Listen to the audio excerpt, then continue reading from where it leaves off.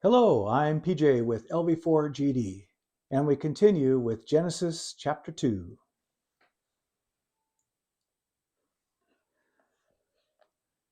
Thus the heavens and the earth were finished, and all the host of them.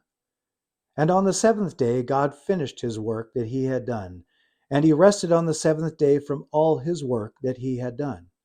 So God blessed the seventh day and made it holy, because on it God rested from all his work that he had done in creation.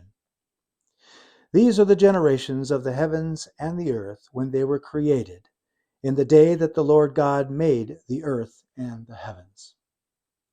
When no bush of the field was yet in the land, and no small plant of the field had yet sprung up, for the Lord God had not caused it to rain on the land, and there was no man to work the ground. And a mist was going up from the land and was watering the whole face of the ground. Then the Lord God formed the man of dust from the ground, and breathed into his nostrils the breath of life, and the man became a living creature. And the Lord God planted a garden in Eden in the east, and there he put the man whom he had formed. And out of the ground the Lord God made to spring up every tree that is pleasant to the sight and good for food.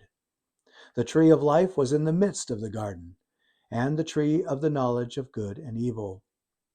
A river flowed out of Eden to water the garden, and there it divided and became 4 rivers. The name of the first is the Pishon. It is the one that flowed around the whole land of Havilah, where there is gold. And the gold of that land is good. Bdellium and onyx stone are there. The name of the second river is the Gihon.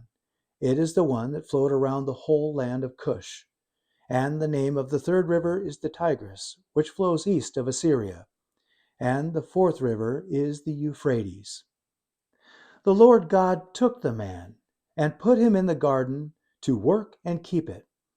And the Lord God commanded the man, saying, You may surely eat of every tree of the garden, but of the tree of the knowledge of good and evil you shall not eat, for in the day that you eat of it you shall surely die. Then the Lord God said, It is not good that the man should be alone. I will make him a helper fit for him.